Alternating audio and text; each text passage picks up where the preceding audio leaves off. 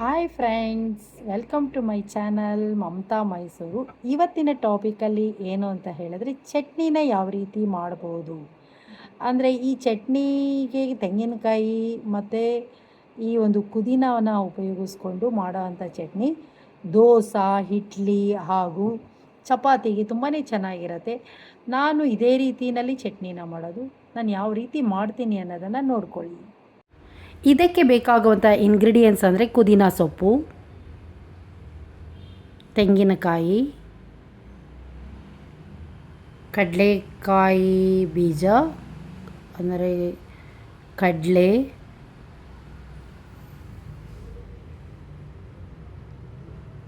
ಹುಣಸೆಹಣ್ಣು,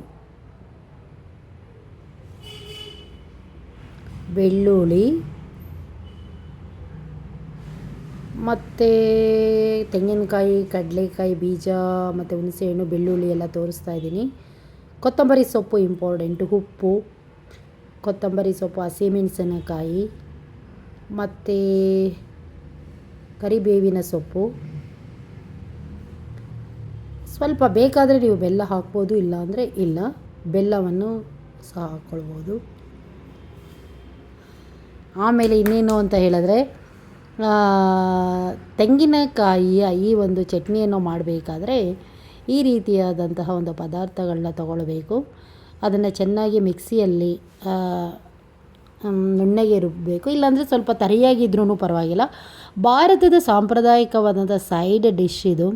ಅಂದರೆ ಇಡ್ಲಿ, ದೋಸೆ, ಚಪಾತಿ ಮತ್ತು ರೊಟ್ಟಿ ಇದಕ್ಕೆಲ್ಲದಕ್ಕೂ ಸಹ ತುಂಬಾ ಚೆನ್ನಾಗಿರುತ್ತೆ.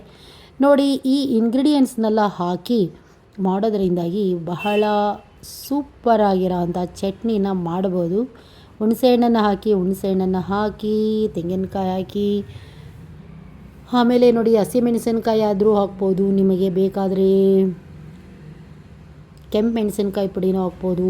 ಈಗ ನಾನು ಕಡಲೆಕಾಯಿ ಬೀಜನ ಹಾಕಿದೆ, ಕಡಲೆ ಹಾಕಿದೆ. ಕಡಲೆ ಬೇಕಾದರೆ ಹಾಕಿ, ಇಲ್ಲಾಂದರೆ ಸ್ಕಿಪ್ ಮಾಡಿ. ನಾನು ಸ್ವಲ್ಪ ಹಾಕ್ತಾಯಿದ್ದೀನಿ. ಸ್ವಲ್ಪ ಬೆಲ್ಲ ಬೇಕಾದರೆ ಹಾಕೋಬೋದು, ಇಲ್ಲಾಂದರೆ ಬೇಡ, ಅದು ನೀವು ಸ್ಕಿಪ್ ಮಾಡ್ಬೋದು. ಬೇಕಾದರೆ ತುಂಬ ಖಾರ ಇರುತ್ತೆ ಅಂತ ಸ್ವಲ್ಪ ಒಂಚೂರು ಹಾಕ್ತೀವಿ. ಮತ್ತು ಕರಿಬೇವಿನ ಸೊಪ್ಪು, ಅದು ಹುರಿದ ಕರಿಬೇವಿನ ಸೊಪ್ಪು ಹಾಕ್ಬೋದು, ಇಲ್ಲಾಂದರೆ ಇದು ಹಾಕ್ಬೋದು, ಬೆಲ್ಲನೂ ಸಹ ಹಾಕ್ಬೋದು. ಆಮೇಲೆ ಸ್ವಲ್ಪನೇ ಒಂದು ಚೂರು ಜೀರಿಗೆನೂ ಹಾಕ್ತಾಯಿದ್ದೀನಿ, ಸೊಂಪು ಹಾಕ್ಬೋದು ಬೇಕಾದರೆ. ಉಪ್ಪು, ಎಲ್ಲದಕ್ಕಿಂತ ಮುಖ್ಯವಾಗಿ ಉಪ್ಪು ಇರಬೇಕಲ್ವಾ. ಅಂದರೆ ರುಚಿಯಾಗಿ ಇರಬೇಕು ಅಂದರೆ ಉಪ್ಪು ಬೇಕು. ಹಾಗೆ ಕೊತ್ತಂಬರಿ ಸೊಪ್ಪು ತುಂಬಾ ಟೇಸ್ಟ್ ಕೊಡುತ್ತೆ. ಆಮೇಲೆ ಮುಖ್ಯವಾಗಿ ಏನಂದರೆ ಪುದೀನ ಸೊಪ್ಪು. ಚಟ್ನಿ ಅಂತ ಹೇಳಿದ್ರೆ ಏನಂತ ಹೇಳಿದ್ರೆ ಪುದೀನ ಸೊಪ್ಪು ಬಹಳ ಮುಖ್ಯವಾಗಿರುತ್ತೆ. ಸೊ ಅದರಿಂದ ಈ ಒಂದು ಪುದೀನ ಸೊಪ್ಪನ್ನು ಹಾಕಿ ಸ್ವಲ್ಪ ನೀರನ್ನು ಹಾಕಿಬಿಟ್ಟು ಇದನ್ನೆಲ್ಲ ಹಾಕಿ ಚೆನ್ನಾಗಿ ರುಬ್ಬಬೇಕು. ರುಬ್ಬಾದ ನಂತರ ನೋಡಿ, ಈ ಸಾಂಪ್ರದಾಯಿಕವಾದಂತಹ ಒಂದು ತೆಂಗಿನಕಾಯಿಯ ಮತ್ತು ಪುದೀನ ಸೊಪ್ಪಿನ ಒಂದು ಚಟ್ನಿ ರೆಡಿ ಆಗುತ್ತೆ. ತುಂಬಾ ಚೆನ್ನಾಗಿರುತ್ತೆ ಈ ಚಟ್ನಿ. ನೀವು ಬೇಕಾದರೆ ಟ್ರೈ ಮಾಡಿ ನೋಡಿ. ಕೆಲವರು ಬೆಳ್ಳುಳ್ಳಿನ ಹಾಕ್ತಾರೆ, ಕೆಲವರು ಬೆಳ್ಳುಳ್ಳಿನ ಹಾಕಲ್ಲ. ಅದು ನೋಡಿ, ನೀವು ನಿಮ್ಮ ಇಷ್ಟ ಅದು. ಮತ್ತು ಅದಕ್ಕೆ ಹುಣಸೆ ಹಣ್ಣಾಗಿರ್ಬೋದು, ಪ್ರತಿಯೊಂದನ್ನು ಸಹ ಹಾಕಿರ್ತೀವಿ. ಇದೆಲ್ಲ ಹಾಕಿ ಒಂದು ರೀತಿಯಲ್ಲಿ ಒಳ್ಳೆಯದಾದಂತಹ ಒಂದು ಉತ್ತಮವಾದ ಚಟ್ನಿನ ನಾವು ರೆಡಿ ಮಾಡ್ಕೊಳ್ಬೋದು. ಈ ಕಡೆ ನಾನು ದೋಸೆ ಮಾಡೋದಕ್ಕೆ ಇಟ್ಟಿದ್ದೀನಿ. ದೋಸೆನೂ ಸಹ ತಯಾರಾಗ್ತಾಯಿದೆ. ಈಗ ಈ ಎಲ್ಲ ಇಂಗ್ರೀಡಿಯೆಂಟ್ಸ್ನ ಹಾಕ್ಬಿಟ್ಟು ಭಾರತದ ಸಾಂಪ್ರದಾಯಿಕವಾದಂತಹ ಒಂದು ಎಲ್ಲ ರೀತಿಯ ಒಂದು ಸೈಡ್ ಡಿಶ್ಶಿಗೆ ಈ ಒಂದು ಚಟ್ನಿ ತುಂಬ ಮುಖ್ಯವಾಗಿರುತ್ತೆ. ನೀವು ಕಿಚಡಿ ಆಗಿರ್ಬೋದು, ಅಥವಾ ಆಮೇಲೆ ಇನ್ನೊಂದು ದೋಸೆ ಆಗಿರ್ಬೋದು, ಇಡ್ಲಿ ಆಗಿರ್ಬೋದು, ಎಲ್ಲದಕ್ಕೂ ಸಹ ಚಟ್ನಿ ಚೆನ್ನಾಗಿರುತ್ತೆ ಅಲ್ವಾ. ಉಪ್ಪಿಟ್ಟಾಗಿರ್ಬೋದು, ಅವಲಕ್ಕಿ ಆಗಿರ್ಬೋದು, ಇದಕ್ಕೆಲ್ಲನೂ ಸಹ ನಾವು ಈ ಒಂದು ಚಟ್ನಿನ ಬಳಸ್ತೀವಿ.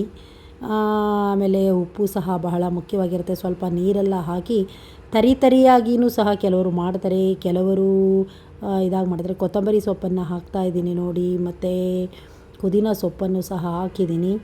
ಇದೆಲ್ಲವನ್ನು ಹಾಕಿ ಚೆನ್ನಾಗಿ ಮಿಕ್ಸಿ ಮಾಡ್ಕೋಬೇಕು.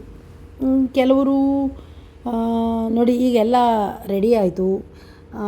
ಒಂದು ರುಚಿಯಾದಂತಹ ಶುಚಿಯಾದಂತಹ ತೆಂಗಿನಕಾಯಿಯ ಪುದೀನ ಚಟ್ನಿ ರೆಡಿಯಾಗಿದೆ. ಇದನ್ನು ನಾನು ದೋಸೆ ಜೊತೆ ಸರ್ವ್ ಮಾಡ್ತಾಯಿದ್ದೀನಿ. ನೋಡ್ಕೊಳ್ಳಿ ಹಾಗೆ ಬಹಳ ತುಂಬ ಚೆನ್ನಾಗಿರುತ್ತೆ ಈ ಚಟ್ನಿ. ಚಟ್ನಿ ಅಂತ ಹೇಳಿದ್ರೆ ಅದು ಒಂದು ರೀತಿಯಲ್ಲಿ ಏನಂದರೆ ಏನೇ ಒಂದು ಮಾಡಿದ್ರೂ ಸಹ ಚಟ್ನಿ ಅನ್ನನೂ ತಿಂತಾರೆ ಕೆಲವರೆಲ್ಲ. ಅನ್ನಕ್ಕೂ ಸಹ ಕಲಿಸ್ಕೊಂಡು ತಿಂದ್ರೂ ಚೆನ್ನಾಗಿರತ್ತೆ. ದೋಸೆಗೂ ಸಹ ಚೆನ್ನಾಗಿರತ್ತೆ. ನಾನು 2 ಬೌಲಲ್ಲಿ ನೀಟಾಗಿ ನಾನು ಮಿಕ್ಸಿ ಮಾಡಿದಂತಹ ಈ ಒಂದು ಚಟ್ನಿನ ಹಾಕ್ತಾಯಿದ್ದೀನಿ. ನೋಡಿ ಎಷ್ಟು ಚೆನ್ನಾಗಿದೆ. ತುಂಬಾ ರುಚಿಯಾದಂತಹ ಶುಚಿಯಾದಂತಹ ಈ ರೀತಿಯ ಚಟ್ನಿಯನ್ನು ಆಗಾಗ ಮಾಡ್ಕೊಂಡು ತಿನ್ನೋದ್ರಿಂದನೇ ಆರೋಗ್ಯಕ್ಕೂ ತುಂಬಾ ಒಳ್ಳೆಯದು. ಆರೋಗ್ಯಕ್ಕೆ ತೆಂಗಿನಕಾಯಿ ಬಹಳ ಮುಖ್ಯವಾಗಿರುತ್ತೆ.